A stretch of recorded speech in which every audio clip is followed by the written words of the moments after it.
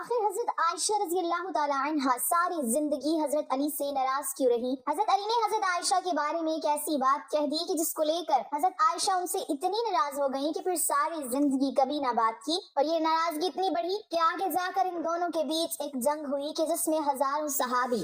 بسم اللہ الرحمن الرحیم۔ ناظرین، حضور صلی اللہ علیہ وسلم کی سب سے چہیتی بیوی حضرت عائشہ رضی اللہ تعالی عنہا حضرت علی کی ایک بات کی وجہ سے ان سے اتنا زیادہ غصہ ہو گئی کہ پھر ساری زندگی کبھی بھی حضرت علی سے بات نہ کی۔ وہ حضرت علی سے اتنا زیادہ غصہ رہتی کہ ان کا نام تک لینا بھی گوارا نہ کرتی۔ آخر یہی ناراضگی اتنی آگے پہنچی کہ حضرت عائشہ رضی اللہ تعالی عنہا اور حضرت علی کے بیچ ایک ایسی جنگ ہوئی کہ جسے جنگ جمل کہا جاتا ہے، اور اس میں ہزاروں صحابہ کرام کا پاکیزہ خون بہایا گیا، ہزاروں عورتیں بیوہ ہو گئیں اور ہزاروں بچے یتیم ہو گئے۔ حضرت عائشہ رضی اللہ تعالی عنہا کی زندگی میں ایک بڑا عجیب واقعہ پیش آیا، وہ یہ کہ جب اللہ کے رسول صلی اللہ علیہ وسلم غزوہ بنی مستلق میں تشریف لے گئی تو وہاں سے واپسی پر قافلے کو الگ الگ حصوں میں بانٹ دیا۔ اب جس قافلے کے لوگ جیسے جیسے تیار ہوتے رہتے تو چلتے رہتے تھے، سینکڑوں بلکہ ہزاروں اونٹ ہوا کرتے تھے، چلتے ہوئے بھی گھنٹوں لگا کرتے تھے۔ حضرت عائشہ رضی اللہ تعالی عنہا نے سوچا کہ قافلے کو تو جانا ہی ہے، اس لیے پتہ نہیں ابھی کتنا وقت لگے گا، کیوں نہ میں قضائے حاجت وغیرہ سے فارغ ہو جاؤں۔ اس وقت حاجت کے لیے کھیتوں میں جایا کرتے تھے،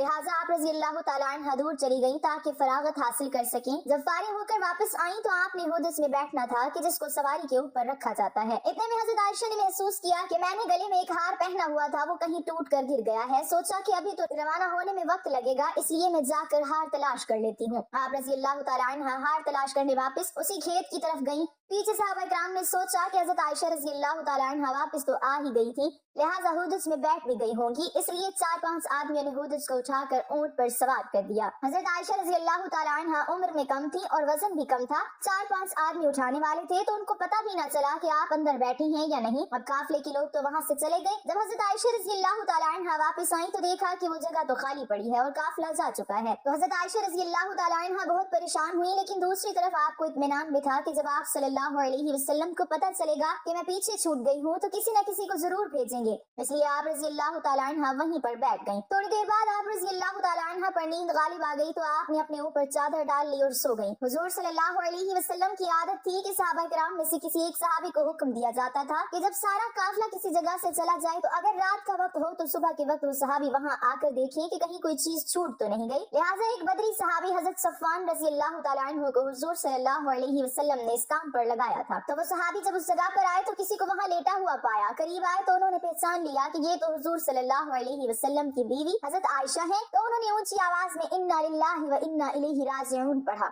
صحابی کی آواز سن کر حضرت عائشہ رضی اللہ تعالی عنہ کی آنکھ کھلی تو آپ نے چادر سے اپنے آپ کو پوری طرح ڈھانپ لیا۔ ان صحابی نے آپ کے لیے اپنے اونٹ کو بٹھایا تو آپ رضی اللہ تعالی عنہ اونٹ پر سوار ہو گئی۔ ان صحابی نے اونٹ کی رسی پکڑی اور چل پڑے، یہاں تک کہ جب وہ اس قافلے کے پاس پہنچے تو قافلے میں جو منافق موجود تھے تو انہوں نے جب ایسا دیکھا تو کہنے لگے کہ اس میں تو کچھ نہ کچھ بات ہوئی ہوگی۔ منافق لوگ تو پہلے ہی ایسے موقع کی تلاش میں رہتے تھے کہ جس سے مسلمانوں کو اور حضور صلی اللہ علیہ وسلم کو تکلیف پہنچا سکے، لہٰذا انہیں بات کرنے کا موقع مل گیا اور یہ منافق کہنے لگے کہ نعوذ باللہ حضرت عائشہ نے ان صحابی کے ساتھ وقت گزارا ہے، اسی وجہ سے وہ قافلے سے پیچھے رہ گئی تھی۔ لہٰذا جب مدینہ پہنچے تو حضور صلی اللہ علیہ وسلم کو اس بات کا پتہ چلا کہ منافق لوگ میری عائشہ پر ایسا گندا الزام لگا رہے ہیں، تو آپ صلی اللہ علیہ وسلم کو بڑا صدمہ ہوا، لیکن دھیرے دھیرے لوگوں میں یہ بات پھیلنا شروع ہو گئی۔ حضرت عائشہ رضی اللہ تعالی عنہ فرماتی ہیں کہ میں قافلے سے واپس آ کر 1 مہینے تک بیمار رہی اور کمزور بھی ہو گئی۔ ایک دن میں ایک صحابی حضرت ام مستہ رضی اللہ تعالی عنہ کے ساتھ قضائے حاجت کے لیے رات کو باہر کھیتوں کی طرف نکلی۔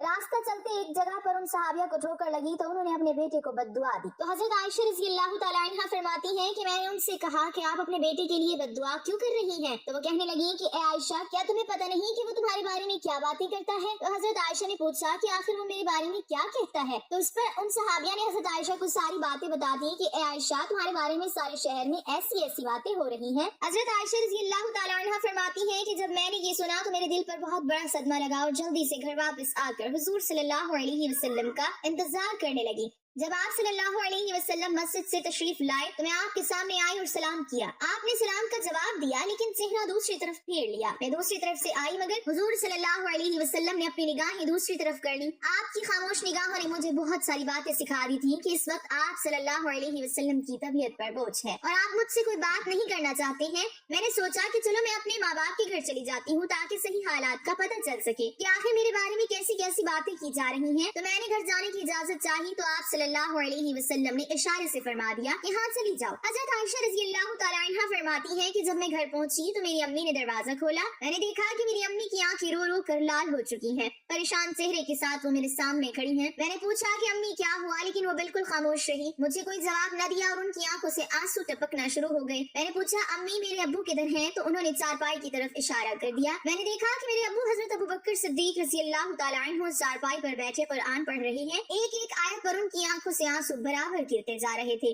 حضرت عائشہ رضی اللہ تعالیٰ عنہ فرماتی ہیں کہ جب میں نے گھر میں بھی ایسا غم کا ماحول دیکھا تو میری طبیعت اور زیادہ پریشان ہو گئی۔ میں نے سوچا کہ اب میں کیا کروں کہ جن پر مجھے بھروسہ تھا، جو میری زندگی کے رکھوالے تھے، وہ بھی آج مجھ سے ناراض ہیں، ماں باپ بھی آج مجھ سے جدا ہیں، میں آج کہاں جاؤں گی؟ دل میں خیال آیا کہ کیوں نہ میں اپنے اللہ کی طرف متوجہ ہو جاؤں۔ اس لیے حضرت عائشہ رضی اللہ تعالیٰ عنہ فرماتی ہیں کہ میں نے وضو کیا اور گھر کے ایک کونے کی طرف جانے لگی تو امی نے پوچھا کہ اے عائشہ کدھر جا رہی ہو، کیونکہ ان کو ڈر لگ رہا تھا کہ میری بیٹی پریشان ہے، ایسا نہ ہو کہ کوئی بڑا فیصلہ کر کے خود کو ہلاک نہ کر لے۔ تو فرماتی ہیں کہ میں نے امی کو کہا کہ امی میں اپنے رب کے حضور دعائیں کرنے جا رہی ہوں۔ حضرت عائشہ رضی اللہ تعالیٰ عنہ فرماتی ہیں کہ میں نے مصلی بچھایا اور سجدے میں سر رکھ کر دعائیں مانگنی شروع کر دی کہ اے پروردگار، اے فریادوں کی فریاد سننے والے اللہ، تیرے مقبول بندوں پر جب بھی کوئی ایسا وقت آیا تو اے اللہ تو نے ہی ان کی مدد فرمائی۔ اے اللہ، یوسف علیہ السلام پر الزام لگایا گیا تھا تو آپ نے ایک بچے سے گواہی دلا کر انہیں بچایا۔ اے اللہ، حضرت مریم علیہ السلام پر الزام لگایا گیا تھا تو آپ ہی نے ان کی شیر خوار بچے سے پاک دامنی کی گواہی دلوائی۔ اے اللہ، آج تیرے محبوب کی عائشہ تیرے دروازے پر حاضر ہے اور فریاد کرتی ہے کہ مجھ پر بھی تہمت لگی ہے، اے اللہ تو حمیرہ کی مدد فرما۔ میرے شوہر نے بھی اس وقت میرا ساتھ چھوڑ دیا ہے، اب آپ کے علاوہ میرا کوئی سہارا نہیں ہے جو اس کمزور کو تسلی دے سکے، اے اللہ میری مدد فرما۔ حضرت عائشہ رضی اللہ تعالیٰ عنہا رو رو کر دعائیں کر رہی تھی، ادھر دعائیں مانگی جا رہی تھی اور ادھر حضور صلی اللہ علیہ وسلم نے مسجد نبوی میں ایک مجلس مشاورت قائم کی ہوئی تھی جس میں حضرت عائشہ رضی اللہ تعالیٰ عنہا کے والد حضرت ابوبکر رضی اللہ تعالیٰ عنہ کے علاوہ باقی سارے بڑے صحابہ کرام موجود تھے۔ حضور صلی اللہ علیہ وسلم سب کے بیچ غمزدہ بیٹھے ہوئے تھے، صحابہ کرام کے چہروں پر اداسی تھی کیونکہ وہ اپنے محبوب حضور صلی اللہ علیہ وسلم کے چہرے کو غمزدہ دیکھ رہے تھے، جس کی وجہ سے صحابہ کرام کی بھی طبیعت کچھ عجیب سی بن چکی تھی، اسی لیے کچھ صحابہ کرام تو سسکیاں لے لے کر رو رہے تھے۔ حضور صلی اللہ علیہ وسلم نے اپنے صحابہ کرام سے پوچھا کہ اس معاملے میں تم مجھے کیا مشورہ دیتے ہو؟ تو سب سے پہلے حضرت عمر رضی اللہ تعالیٰ عنہ نے آگے بڑھ کر کہا، اے اللہ کے رسول، اللہ تعالیٰ نے آپ کو اتنی عزت اور شرافت بخشی ہے کہ آپ کے بدن پر کسی گندی مکھی کو بھی بیٹھنے کی اجازت نہیں، تو جب اللہ نے آپ کو اتنا پاکیزہ بنایا ہے تو آپ کے جیون ساتھی ایسی کیسے ہو سکتی ہے کہ جس کے اندر گناہوں کی گندگی ہو؟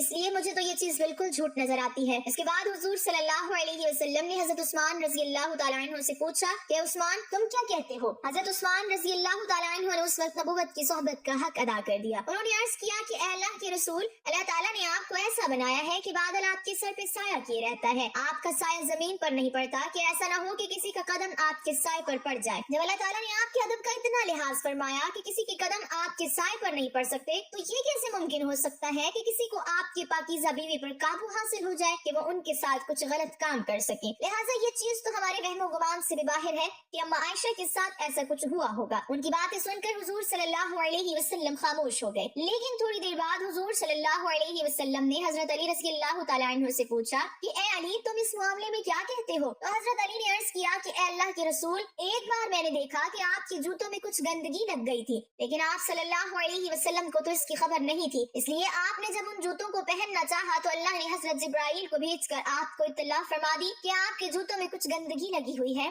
تو اے اللہ کے رسول، جب جوتوں پر گندگی لگی ہوئی تھی تو آپ کو بتا دیا گیا، تو اگر آپ کے گھر والوں کے ساتھ کوئی ایسا معاملہ ہوتا تو آپ کو کیوں نہ بتایا جاتا؟ اس لیے مجھے یہ بات کچھ ٹھیک نظر نہیں آتی۔ حضور صلی اللہ علیہ وسلم پھر سے خاموش ہو گئے۔ حضور صلی اللہ علیہ وسلم کی اداسی دیکھ کر حضرت علی رضی اللہ تعالیٰ عنہ دوبارہ کہنے لگے کہ اے اللہ کے رسول، اگر آپ کی طبیعت بہت زیادہ غمزدہ ہے تو آپ چاہیں تو عائشہ کو طلاق دے دیں، آپ کے لیے بیویوں کی کون سی کمی ہے، اللہ تعالیٰ آپ کو کوئی اور جیون ساتھی عطا فرما دیں گے۔ ان کی یہ بات سن کر حضرت عمر رضی اللہ تعالیٰ عنہ تڑپ اٹھے اور کھڑے ہو کر کہنے لگے کہ اللہ کے رسول، آپ یہ ارشاد فرمائیں کہ عائشہ سے نکاح آپ نے اپنی مرضی سے کیا تھا یا آپ کو اللہ نے کہا تھا کہ عائشہ سے نکاح کرو؟ تو حضور صلی اللہ علیہ وسلم نے انگلی سے آسمان کی طرف اشارہ کر کے بتا دیا کہ یہ حکم مجھے اللہ کی طرف سے دیا گیا تھا کہ عائشہ سے نکاح کرو۔ تو اس پر حضرت عمر رضی اللہ تعالیٰ عنہ فرمانے لگے کہ اے اللہ کے رسول، اب آپ مجھے چھوڑ دیجئے اور ان منافقوں کو چھوڑ دیجئے، میری تلوار جانے اور ان منافقوں मुनाफिकों की गर्दन जाने, वो अल्लाह की पसंद की औरत के बारे में ऐसी बातें कर रही हैं, मैं उन सभी की गर्दनें उड़ा दूंगा। हुजूर सल्लल्लाहु अलैहि वसल्लम ने उस वक्त हजरत उमर को मोहब्बत की निगाहों से देखकर हजरत उमर के गुस्से को ठंडा किया। दिल से गोया कि अल्लाह के रसूल हजरत उमर से कह रहे हो कि ए उमर, अल्लाह तेरा निगहबान हो, तूने मेरे गम को हल्का कर दिया।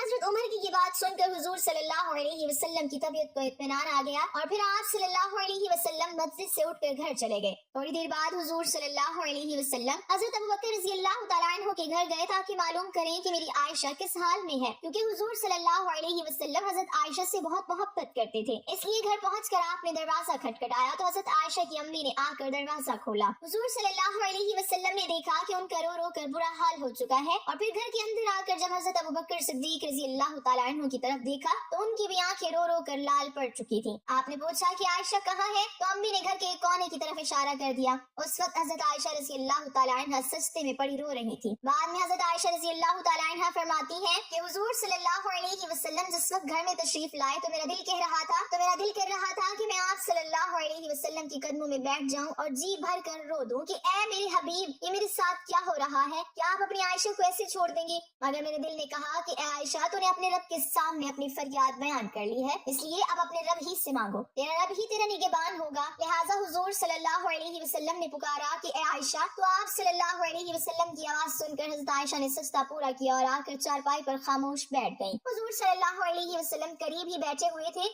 आपने बहुत प्यार से समझाते हुए कहा कि ए आयशा, अगर तुझसे हकीकत में कोई ऐसी गलती हो गई है तो अपने रब से माफी मांग ले, तेरा रब गुनाहों को बहुत माफ करने वाला है। तो हजरत आयशा रज़ियल्लाहु तआला अन्हा फरमाती है कि उस वक्त तक तो मैं सब्र के साथ बैठी रही, लेकिन जब आप सल्लल्लाहु अलैहि वसल्लम से ये बातें सुनी तो मेरे बर्दाश्त की बांध टूट गए और मेरी आंखों से आंसू बहने लगे। मैं बैठी रोती रही मगर खामोश थी। आखिर रोते हुए मैंने कहा कि ए अल्लाह के रसूल, मैं वही बात कहूंगी जो यूसुफ अलैहिस्सलाम के वालिद हजरत याकूब अलैहिस्सलाम ने कही थी कि मैं अपना दर्द सिर्फ अपने रब से बयान करता हूँ, क्योंकि ए अल्लाह के रसूल, आज अगर मैं कहूंगी कि मैंने ऐसा गलत काम नहीं किया है तो आप लोग मेरी बात नहीं मानोगे, और अगर कह दूंगी कि मैंने ऐसा काम किया है तो आप लोग फौरन मेरी ये वाली बात मान जाएंगे। इसलिए मैं अपने अल्लाह ही से फरियाद करती हूँ, वही मेरे लिए कोई निजात का रास्ता निकालेगा। हजरत आयशा रज़ियल्लाहु तआला अन्हा फरमाती हैं कि मैंने ये अल्फाज कहे और फिर हुजूर सल्लल्लाहु अलैहि वसल्लम के चेहरे की तरफ देखा तो आप सल्लल्लाहु अलैहि वसल्लम के माथे पर पसीने के कतरे थे और आपके अंदर वो हसीन कपकपी देखी जो वही नाजिल होते वक्त हुआ करती थी। फिर अचानक आप सल्लल्लाहु अलैहि वसल्लम पर वही की कैफियत तारी होने लगी और आप सल्लल्लाहु अलैहि वसल्लम ने अपने ऊपर चादर डाल ली। हजरत आयशा रज़ियल्लाहु तआला अन्हा फरमाती हैं कि मैं आराम से बैठी थी, दिल में ख्याल आ रहा था कि अल्लाह ताला आप सल्लल्लाहु अलैहि वसल्लम को खबर कर देंगे या नींद में कोई ख्वाब दिखा देंगे कि मैं बेगुनाह हूँ। मगर मेरे माँ बाप उस वक्त बहुत ज्यादा परेशान थे। मैंने अपने वालिद को देखा कि वो तड़प रहे थे कि वही नाजिल हो रही है, पता नहीं मेरी बेटी की किस्मत का क्या फैसला हो। वालिद की आंखों में भी आंसू थे और अम्मी भी रो रही थी। थोड़ी देर बाद हुजूर सल्लल्लाहु अलैहि वसल्लम ने चेहरे से कपड़ा हटाया तो आप सल्लल्लाहु अलैहि वसल्लम का चेहरा 14वीं रात के चांद की तरह चमक रहा था। हजरत आयशा रज़ियल्लाहु तआला अन्हा फरमाती हैं कि उस वक्त जब मैंने आपके चेहरे पर खुशी के आसार देखे तो मैं समझ गई कि अल्लाह ताला ने मेरी बुरात नासिल फरमा दी है। हुजूर सल्लल्लाहु अलैहि वसल्लम ने इरशाद फरमाया कि ए आयशा, मुबारक हो, अल्लाह का कलाम आया है कि तू बिल्कुल बेगुनाह है। हजरत आयशा रज़ियल्लाहु तआला अन्हा फरमाती हैं कि उस वक्त मेरी अम्मी कहने लगी कि ए आयशा, उठो और हुजूर सल्लल्लाहु अलैहि वसल्लम का शुक्रिया अदा करो। लेकिन हजरत आयशा फरमाने लगी कि उस वक्त मेरी तवज्जो सिर्फ और सिर्फ अल्लाह की तरफ थी। तो मैंने कहा कि मैं किसी का भी शुक्रिया अदा नहीं करूंगी, बल्कि मैं तो अपने अल्लाह का शुक्रिया अदा करूंगी। उसी ने तो आज मुझे बचाया है, आप सब लोगों ने तो मुझे छोड़ दिया था। अल्लाह ने हजरत आयशा की पाक दामनी में पूरी 18 आयतें नाज़िल फरमाई। यही नहीं कि सिर्फ हजरत आयशा को बेगुनाह फरमाया, बल्कि अल्लाह ने हजरत आयशा से फरमाया कि ए आयशा, तुम्हें इतने दिनों तक जो तकलीफों में रहना पड़ा उसके बदले में मैं तुम्हारे लिए मगफिरत और बड़े अजर का वादा करता हूँ। नाज़रीन, इसके बाद हजरत आयशा रज़ियल्लाहु तआला अन्हा फिर से हुजूर सल्लल्लाहु अलैहि वसल्लम के घर में आकर रहने लगी।